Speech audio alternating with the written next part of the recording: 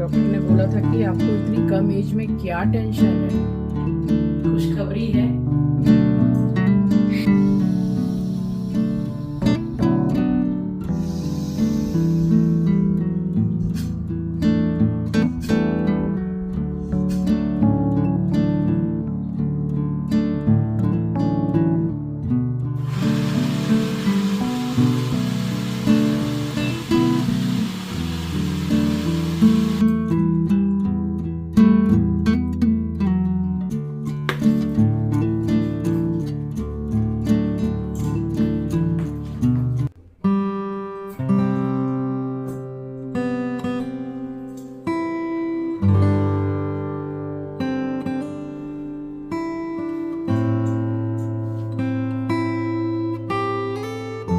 मैं जब भी सोकर उठती हूँ तो अपना बिस्तर साथ के साथ ही समेटती हूँ, और समेटना भी चाहिए, क्योंकि इस तरीके से जो ख़राब बिस्तर छोड़ देते हैं, चादर ओढ़ी है तो वो पड़ी हुई है, रजाई ओढ़ी तो वो पड़ी हुई है, ये बहुत ही ख़राब सिस्टम है। सबको उठ के अपना अपना बिस्तर खुद समेट के रख देना चाहिए। बिस्तर बिखरा हुआ रहना, सारा सामान इधर उधर पड़ा रहना और घर गंदा रहना साफ साफ दरिद्रता का वास होता है। इसलिए साफ़ सफाई ज़रूर से रखनी चाहिए। और देखिए, गर्मी क्या आई, 5:15 बजे का समय हो रहा है, मगर देख के लग रहा है कि कितना ज़्यादा टाइम हो गया। तो गर्मी आती है तो एकदम मतलब 5 बजते हैं तो अच्छा खासा उजाला हो जाता है। सो स्वागत करती हूँ आप सभी का आपके अपने चैनल द लाइफस्टाइल टेल्स में। आप अपना इतना कीमती वक्त निकाल कर मुझसे मिलने आते हैं, व्लॉग देखने आते हैं, उसके लिए आप सभी का दिल से आभार प्रकट करती हूँ। और ये व्लॉग है सैटरडे का।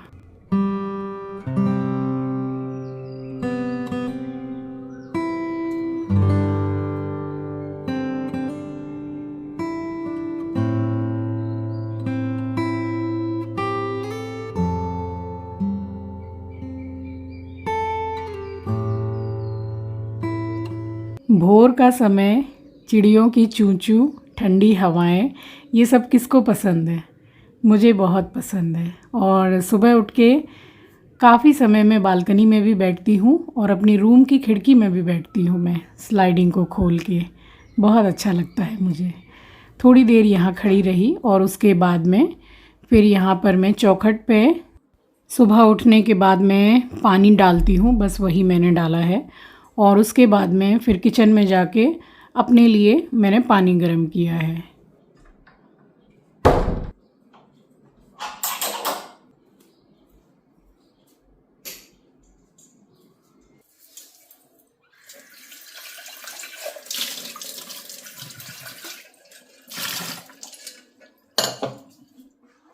वैसे तो जो सुबह खाली पेट पानी पीते हैं, हल्का गुनगुना करके पीना चाहिए, या फिर जितना आप बर्दाश्त कर सकें, थोड़ा गर्म जैसे रहता है तो वो कम से कम 1-1.25 लीटर पीना चाहिए।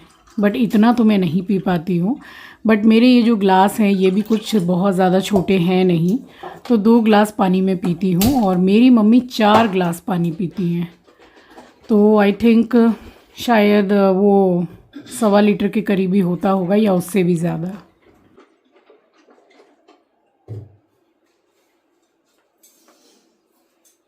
राम राम जी आप सभी को, सुबह की राम राम, सुप्रभात, गुड मॉर्निंग। अभी 2 दिन से मैं यही ले रही हूँ, गिलोय और तुलसी का रस। ये मैंने कई साल लिया है, बट वो सिर्फ गिलोय का जूस था, उसमें आंवला और एलोवेरा जूस मिक्स करती थी मैं। ये वाला मैं 30 ml 1 गिलास गुनगुने पानी में सबसे पहले ये पीऊँगी, फिर ऊपर से 1 गिलास और गर्म पानी पीऊँगी। 2 गिलास पीती हूँ मैं।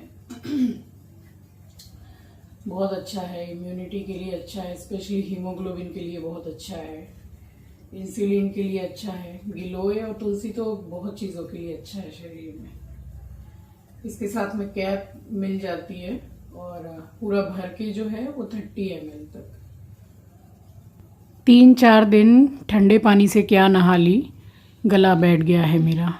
और मतलब हल्की सी सर्दी हो गई है, खांसी तो नहीं हुई है मगर सर्दी मुझे हो गई है। इस वाले जूस का टेस्ट कैसा है आपको पता है? वो आती है ना साफ़ी, साफ़ी भी मैं शादी से पहले मैंने बहुत पी है और उससे मैंने बहुत ज़्यादा वेट भी कम किया था साफ़ी से। उसी हिसाब का खाना पीना भी खाना होता है, बट साफ़ी भी बहुत अच्छी है, एकदम वैसा ही टेस्ट है इसका।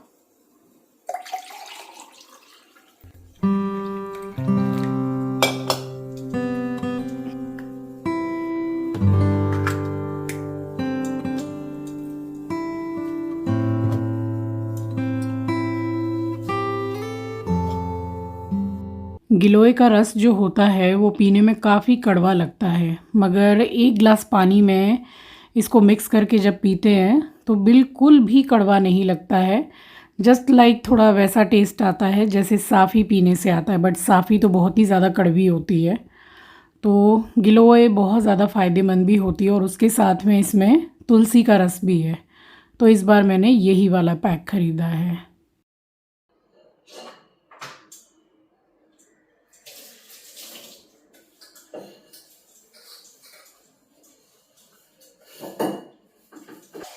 कई बार पहले कमेंट सेक्शन में ये आ चुका है कि आप जो योगा करती हैं तो उसको डिटेल में बताइएगा। तो आज के व्लॉग में मैंने बिल्कुल डिटेल में आपको बताया है कि मैं क्या योगा करती हूँ। वैसे अभी थाइज़ में काफ़ी दर्द चल रहा था मेरे कुछ दिनों से, तो मैं सूर्य नमस्कार अभी कम से कम कुछ नहीं तो 1.5 से 2 महीना हो गया है मैं नहीं कर रही हूँ, क्योंकि बहुत ज़्यादा दर्द मेरे थाइज़ में है। तो अभी पहले से थोड़ा कम तो है, बट मैंने अभी नहीं किया है कुछ दिनों से। और योगा मैं करती हूँ बैठ के, और रामदेव जी महाराज का जो 7 प्राणायाम का पैकेज होता है मैं वो करती हूँ ज़रूर से। और योगा अभी मैं करने बैठूँगी उससे पहले मैं करती हूँ थोड़ा free hand exercise, warm up हो जाता है थोड़ा। और उसके बाद में बैठ के ये नेक के लिए और जो डबल चिन है मेरा उसके लिए मैं करती हूँ। डबल चिन जो है वो दिखने लग जाती है, तो उसके लिए भी मैं ये वाला एक्सरसाइज करती हूँ। तो 4 का सेट करती हूँ मैं 20-20 टाइम्स करके, यानी कि 80 टाइम्स करती हूँ मैं। तो थोड़ा समय लगता है कम होने में, बट होता तो है। और यहाँ मैंने अभी स्टार्ट किया है प्राणायाम। तो सबसे पहले इसको उद्गीत प्राणायाम बोलते हैं। तो एकदम अच्छे से गहरी सांस भर के और 3 बार ओम बोलते हैं। उसके बाद में फिर यहाँ मैं कर रही हूँ भस्त्रिका प्राणायाम। इसमें सांस को बहुत ही गहरा लेना है और गहरा ही छोड़ना है 2 से 2.5 मिनट तक। और ये मैं दिखा रही हूँ कि इस मुद्रा में मैं करती हूँ। अब मुद्रा आप अपने हिसाब से गूगल पे भी सर्च करके कर सकते हैं, क्योंकि अगर आपका वेट ज़्यादा है तो उसके लिए जो मुद्रा मैंने अभी आपको दिखाई उसी मुद्रा में मैं योगा करती हूँ। और भस्त्रिका प्राणायाम 2 से 2.5 मिनट करने के बाद यहाँ मैंने किया है कपाल भाती। तो कपाल भाती जो है वो 15 मिनट करती हूँ मैं। कपाल भाती करने के बाद यहाँ मैं लगा रही हूँ बंद। इसमें गहरी सांस लेनी है और पेट को पूरा अंदर खींचना है और सांस बंद करके सर को नीचे करके रखना है। और ये मुद्रा मैं दिखा रही हूँ कि इसमें मैं करती हूँ योगा, और ये ध्यान मुद्रा है। ऐसे हर तरह की मुद्रा है। ये वाली मुद्रा जिसका ब्लड प्रेशर ज़्यादा हाई रहता है वो कर सकते हैं। तो इस तरह से आप गूगल पे सर्च कर लीजिएगा, या फिर आप डायरेक्ट ही रामदेव जी महाराज का जो वीडियो है उसको आप यूट्यूब पर सर्च करके मुद्रा देख सकते हैं और अपने हेल्थ के अकॉर्डिंग आप योगा कर सकते हैं। तो कपाल भाती के बाद में जो बंद लगाया जाता है, तो सांस को आप उतनी ही देर रोकें जितनी देर आप रोक पा रहे हैं। ज़बरदस्ती उसको ज़्यादा देर रोकने की कोशिश मत कीजिएगा। एंड उसके बाद में आराम से सांस छोड़िए। तो इस तरह से 3 बार बंद लगाया जाता है, जिससे सबसे ज़्यादा फ़ायदा होता है लेडीज़ को। जो पीरियड्स होता है वो नॉर्मल होता है और बिल्कुल टाइम पे होता है। और कपाल भाती प्राणायाम करने के बाद मैं 15 मिनट में करती हूँ अनुलोम विलोम प्राणायाम। 3 बार मैंने भामरी प्राणायाम किया है, जिसमें आँख और कान को बंद करके गहरी सांस भर के और नाक से नाद करते हैं। उसके बाद सांसों पर ध्यान देते हैं 2 मिनट, और फिर इस तरीके से हाथ को आप आपस में रगड़ के, और जो थोड़ा हीट आ जाती है इसमें बस उसको आँखों पे लगा लीजिए। तो ये हुआ प्राणायाम का पैकेज कंप्लीट। और बस उसके बाद में मैं शव आसन करती हूँ। थोड़ी देर ऐसे रिलैक्स आपको करना चाहिए। आप सूर्य नमस्कार कर रहे हैं या फिर आप जिम में एक्सरसाइज कर रहे हैं मशीन में, या आप फ्री हैंड एक्सरसाइज कर रहे हैं, अगर आप आधा घंटा 1 घंटा एक्सरसाइज करते हैं तो आपको ये शवासन ज़रूर से करना चाहिए। बस उसके बाद में मैं उठी हूँ और मैंने जाके कपड़े वगैरह तय बनाए हैं, फिर गीज़र ऑन किया है और फिर मैं आके बैठी हूँ अपने रूम की खिड़की में।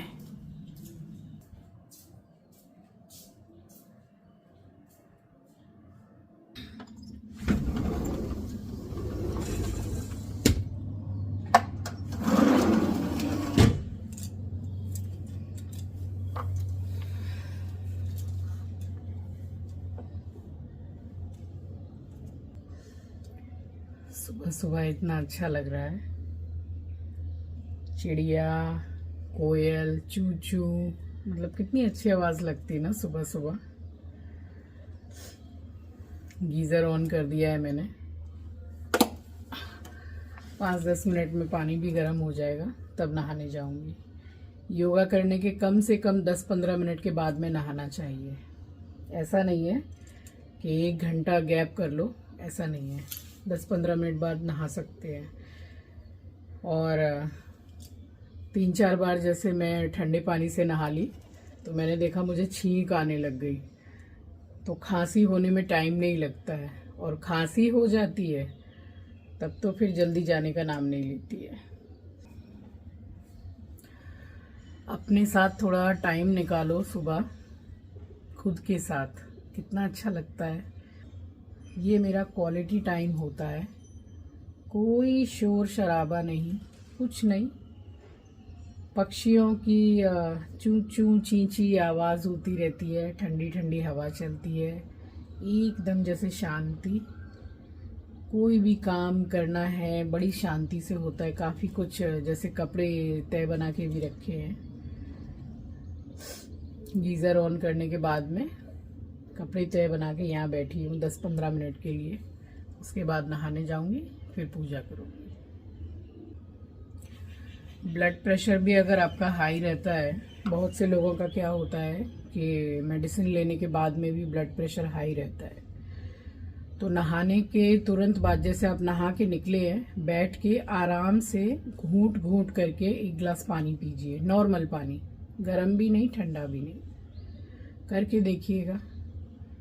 जिनका मेडिसिन लेने के बाद भी प्रेशर हाई ही रहता है, नॉर्मल नहीं रहता है, और ये नॉर्मल जिनको ब्लड प्रेशर का प्रॉब्लम नहीं है वो भी कर सकते हैं, अच्छी चीज़ है। नहा के जैसे ही निकलते हैं 1 गिलास पानी पीजिए, बहुत अच्छा होता है। वैसे जो लहसुन की कली है, चबा के हल्का गुनगुना पानी पीते हैं सुबह एकदम खाली पेट, उससे तो ब्लड प्रेशर बिल्कुल नॉर्मल रहता है, अच्छा रहता है।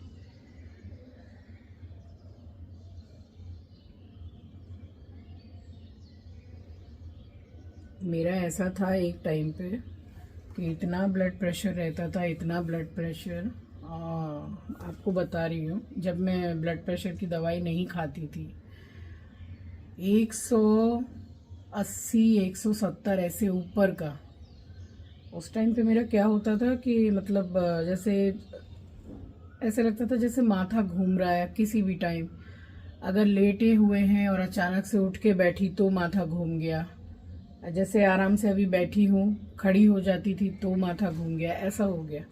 मैं समझ नहीं पाती थी।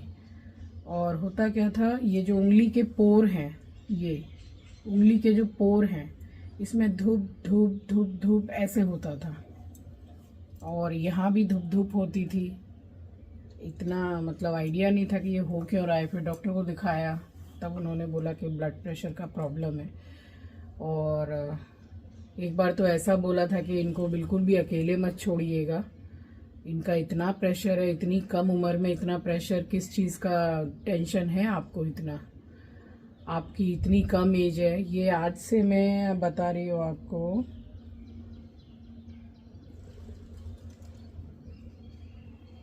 17-18 साल या 19 साल पहले की बात। ब्लड प्रेशर का प्रॉब्लम बहुत जल्दी आ गया था, टेंशन वगैरह भी बहुत ज़्यादा रहता था। तो डॉक्टर ने बोला था कि आपको इतनी कम एज में क्या टेंशन है, आपका इतना ज़्यादा प्रेशर, इनको अकेले बिल्कुल भी मत छोड़िएगा, नहीं तो चक्कर खा के गिर जाएंगी, कुछ भी हो सकता है, इतना ज़्यादा हाई रहता था। फिर डॉक्टर को दिखा के और प्रेशर की दवाई लेती हूँ मैं।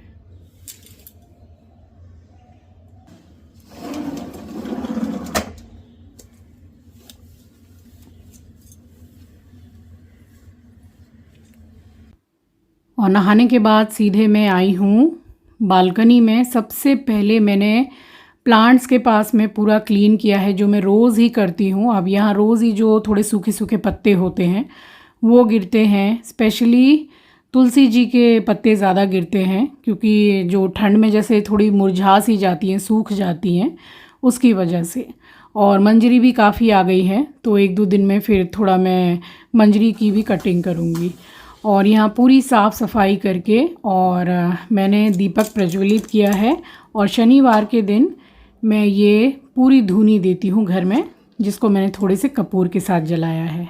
ओम जय श्री राम, ओम जय सिया राम, ओम जय श्री राम, ओम जय सिया राम, ओम जय श्री राम, ओम जय सिया राम, ओम जय श्री राम, ओम जय सिया राम। श्री गुरु चरण सरोज रज निज मन मुकुर सुधारी, बर नौ रघुवन विबल जसु जो दाई कुफलचारी, बुद्धिहीन तनु जानिके सुमिरो पवन कुमार, बल बुद्धि विद्या देहु मोहि हरहु कलेश विकार।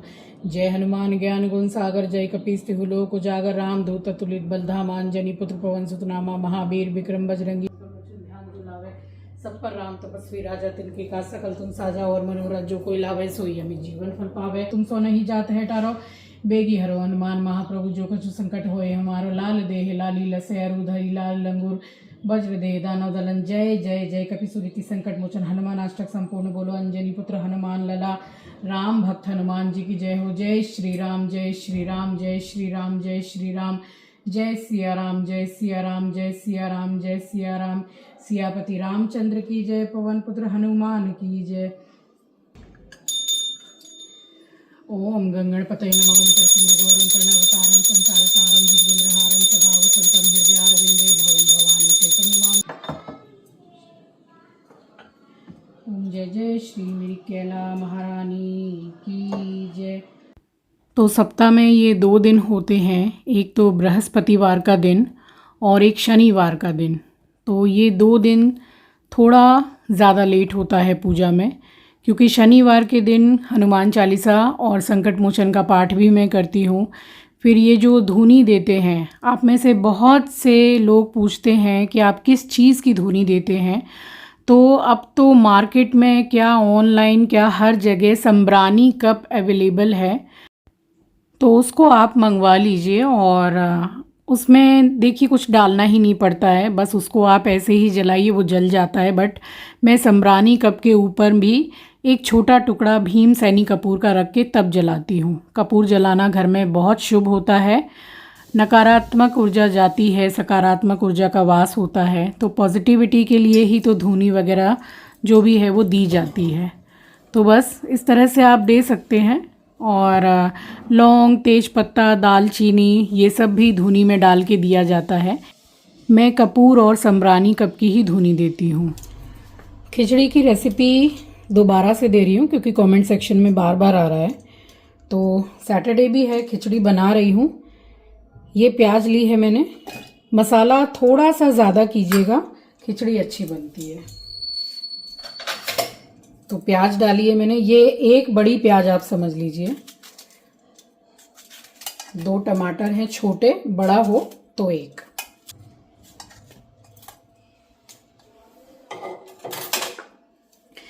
जिंजर गार्लिक का पेस्ट नहीं हो तो कटा हुआ अदरक लहसुन डाल लीजिएगा। 1 चम्मच धनिया पाउडर, हल्दी पाउडर बहुत कम डाल रही हूँ, मेरे मम्मी पापा दोनों खाएंगे। और संध्या मासी गई है अपने घर, अपने बेटे बहू के पास में, कोलकाता में उनका घर है, तो आएगी 1 दिन के बाद में।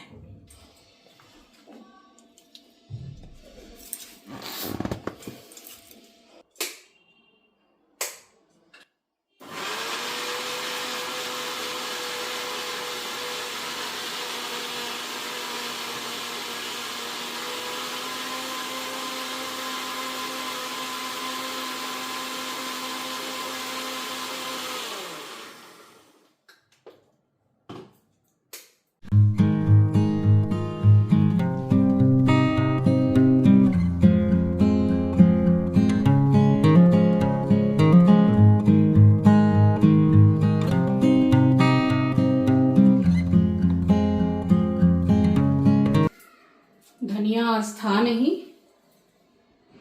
ऑनलाइन से आपको क्या बताऊं, 200 ग्राम धनिया है 40 रुपए का, और जो सब्जी वाले आते हैं नीचे बैठते हैं 45 रुपए का 1 किलो धनिया।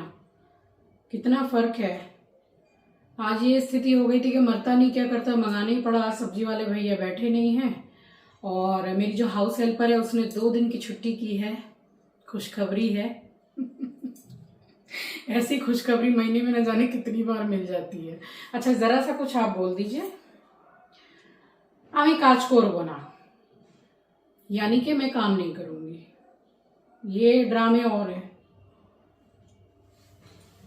40 रुपए का धनिया, और जो दही मुझे पसंद है थोड़ी सी बची है, मम्मी लेकर आती है। ठीक है।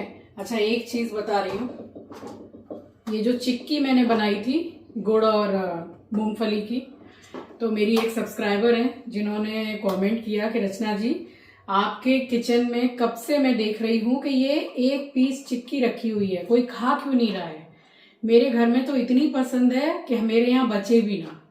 मैं आपको क्या बताऊं कि ये चिक्की मुझे इतनी ज़्यादा पसंद है गुड़ और मूंगफली की, लेकिन नहीं खाती हूँ। अभी बहुत सारे कमेंट ऐसे आते हैं ना कि कितना खाती है ये औरत, कितना खाती है, कितना कुछ बनाती है। अरे मैं बनाती हूँ। मैंने पहले भी एक बार शेयर किया था कि देखिए, मैं डायबिटिक हूँ। ईश्वर की कृपा से घर में अभी और कोई डायबिटिक नहीं है।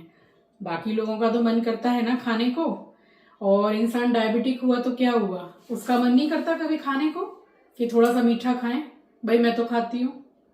कोई त्योहार हो या किसी का बर्थडे हो, केक भैया मैं पूरा 1 पीस खाऊंगी।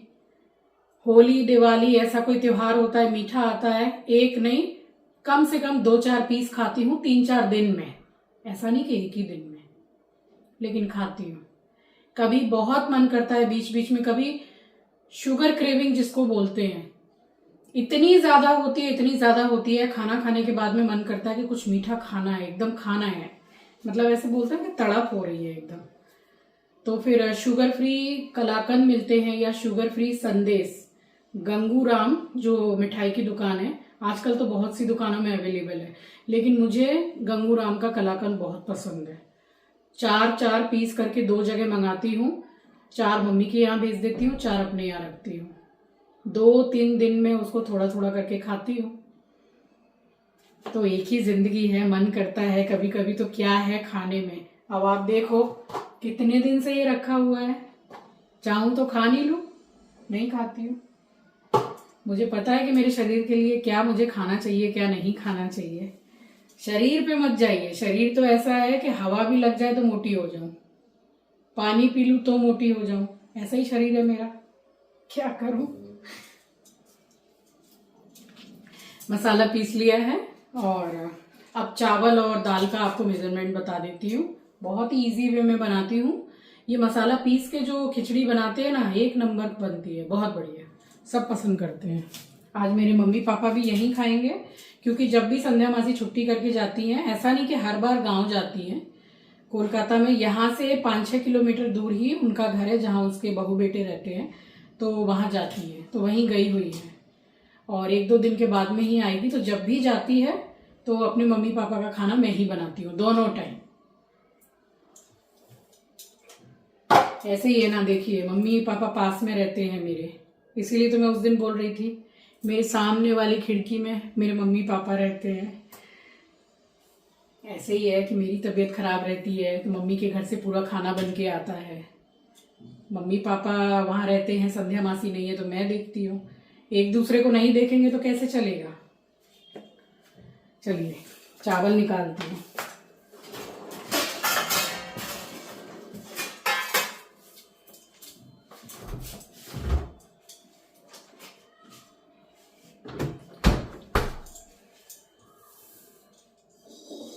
मैं गोविंद भोग चावल की खिचड़ी बनाती हूँ। इसकी खिचड़ी बहुत ज़्यादा अच्छी बनती है।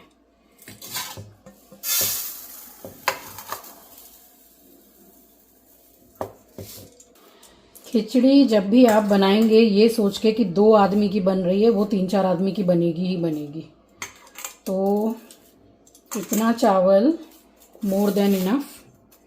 गोविंद भोग चावल।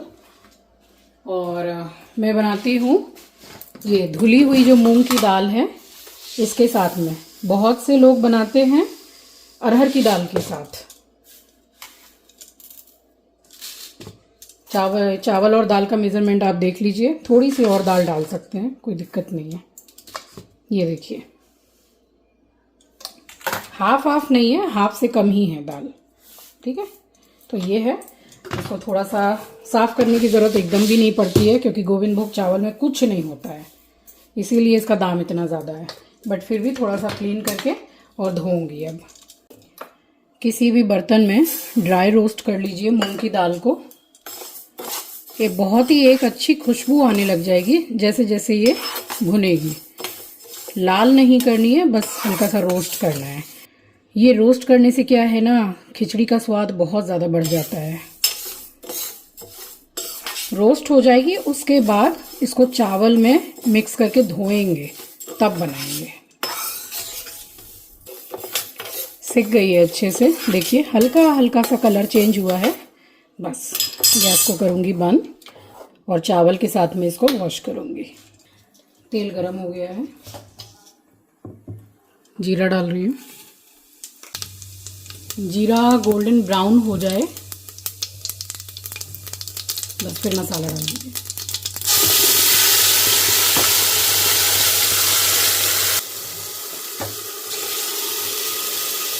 साथ के साथ ही मटर डाल रही हूँ।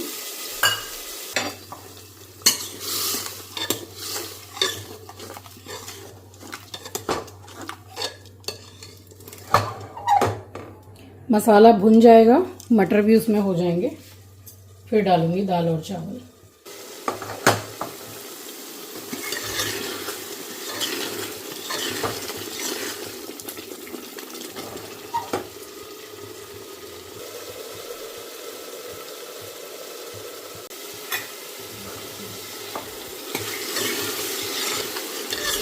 मसाला भुन गया है अच्छे से और ऑयल भी रिलीज़ हो गया है, तो दाल और चावल डालूंगी। गैस को कर रही हूँ स्लो।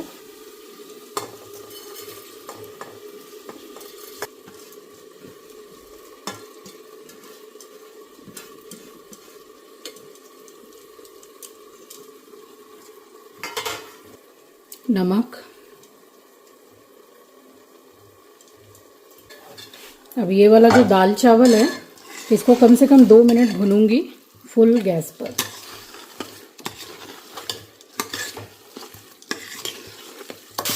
दो मिनट करीब मैंने भुना है और अब ये हल्का सा जैसे चिपकता है ना, वो हो रहा है, तो भुन गया है। और अब इसमें हिसाब से पानी डालूंगी।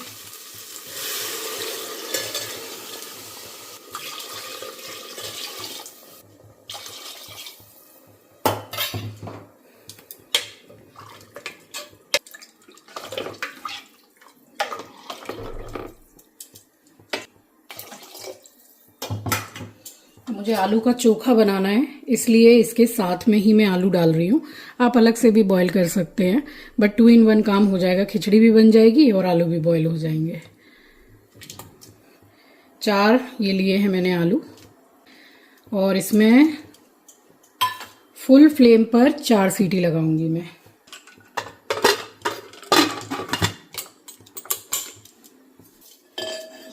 इसमें से जरा सी दही मैंने निकाल के और जामन रखा है, दही जमाऊंगी, अभी नहीं बाद में। ये गाढ़ी है ना काफ़ी, जैसी दही से आप दही जमाएंगे दही हमेशा वैसी ही जमेगी।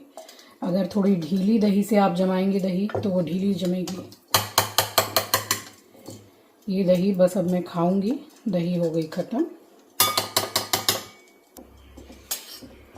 अब इसमें भी आप इसको वॉश करके रख सकते हैं, इसी में दही आप जमा सकते हैं, या फिर अच्छी तरीके से धो के छत पे या जहाँ पर भी आप पक्षियों को दाना डालते हैं या पानी रखते हैं, तो मिट्टी का है, गर्मी आ ही गई है तो पानी ठंडा रहेगा इसमें।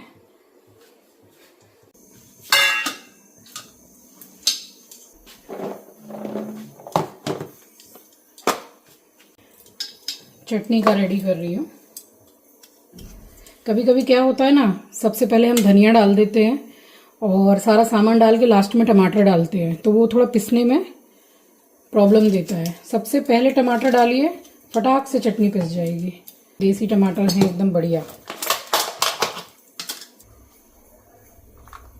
4 लहसुन की कली, डब्बा का ढक्कन चटक गया। सिर्फ और सिर्फ 2 ही मिर्चें डालूंगी, नहीं तो मेरे मम्मी पापा दोनों ही नहीं खाएंगे फिर। धनिया डालिए, मगर उसकी ये जो जड़ है ये चटनी में ज़रूर डालिए, बहुत बढ़िया टेस्ट आता है, खुशबू बहुत अच्छी रहती है इसमें।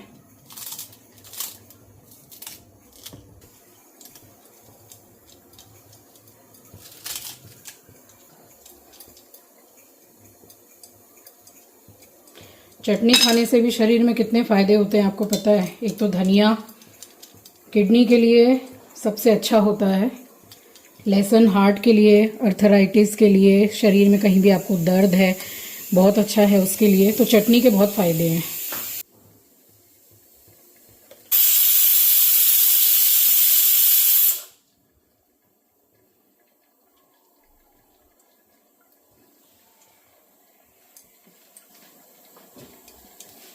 चटनी बढ़ा रही हूँ ज़रा सी।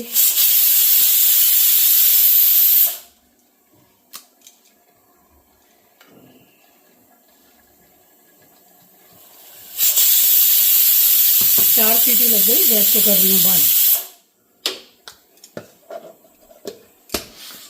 तो चटनी मैं थोड़ी ज़्यादा ही बनाती हूँ हमेशा, क्योंकि किसी भी खाने के साथ में साइड डिश का काम करती है चटनी, और खाने का टेस्ट भी बढ़ जाता है। चटनी का कलर जैसा अभी दिख रहा है वैसा रखने के लिए ये भी वैसी रहेगी, बट अगर इसमें आप 1-2 क्यूब आइस डाल के पीस देंगे तो फिर इसका जो कलर है वो बिल्कुल सेम टू सेम रहेगा, फिर चाहे कितनी भी दिन के लिए चटनी रहे।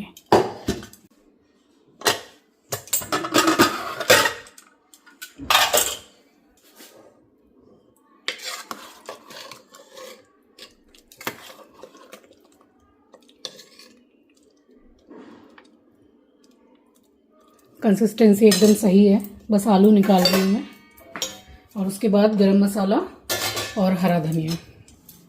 बन गई खिचड़ी। बहुत ही इजी और सिंपल सी रेसिपी है, मगर खिचड़ी बनती बहुत अच्छी है। अब ये जो आलू हैं देखिए 2 in 1 काम हुआ है, ठीक है। आलू भी बॉईल हो गए, खिचड़ी भी बन गई। तो इनको मैं क्या करूँगी कि आलू को निकालने के बाद में वॉश कर लूँगी।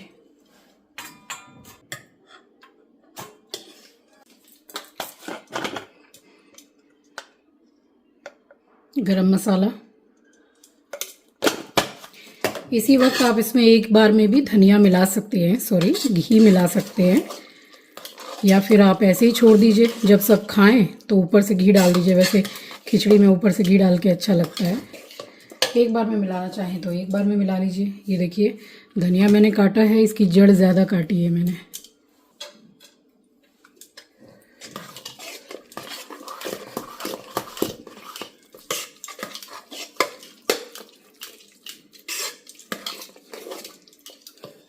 खिचड़ी बनके बिल्कुल तैयार है।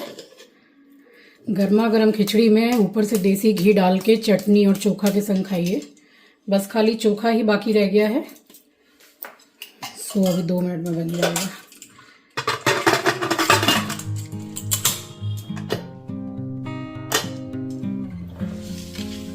कुकर में ही रहने दूंगी, गर्म रहेगी।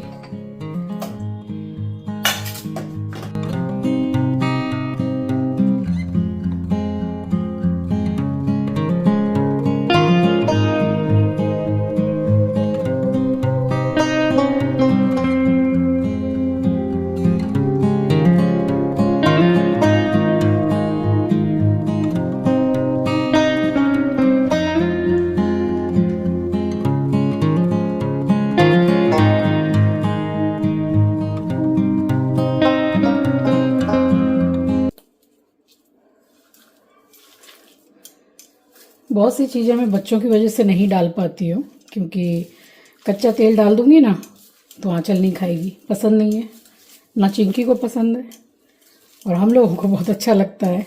तो अब ये बन तो गया है, बस बच्चों का निकाल के बाद में चीची का ही निकालना है।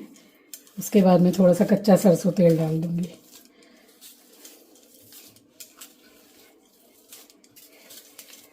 ये लीजिए चोखा तैयार। सैटरडे स्पेशल खिचड़ी चटनी चोखा तैयार। साथ में पापड़ सेक लीजिए, देसी घी डाल लीजिए, अचार ले लीजिए, स्पेशली आम का। मज़ा ही आ जाएगा खा के आपको। बिहार की स्पेशलिटी जो है बिहारी चोखा, उसका भी टेस्ट आप इसमें ले सकते हैं। बस आपको करना इतना है कि कच्चा सरसों का तेल इसमें ऊपर से डालिए, बहुत ज़्यादा नहीं, थोड़ा, और 2 सूखी मिर्चें लाल वाली आग में भून के और इसमें क्रश करके डाल के मिक्स कर दीजिए। फिर आप खा के देखिएगा कि कितना ज़्यादा टेस्टी ये चोखा लगता है। और उसके साथ लिट्टी बन जाए तो फिर बात ही क्या है। वैसे सत्तू की रोटी भी बहुत अच्छी लगती है ऐसे वाले चोखा के साथ में। और लंच में जो हमें खाना था वो तो सब कुछ बन गया था, और शाम का जो खाना है वो शाम को देखा जाएगा। बस यहाँ मैंने पूरा किचन काउंटर क्लीन किया है, सामान को जगह पे लगाया है, और वाकई में मैं फ्री हो गई। चलिए मिलूँगी आपसे नेक्स्ट व्लॉग में। नए हैं तो सब्सक्राइब कर लीजिएगा, शेयर करना मत भूलिएगा। अपना ख्याल रखिए, अपनों का ख्याल रखिए। Thank you for watching guys, love you, take care, bye bye.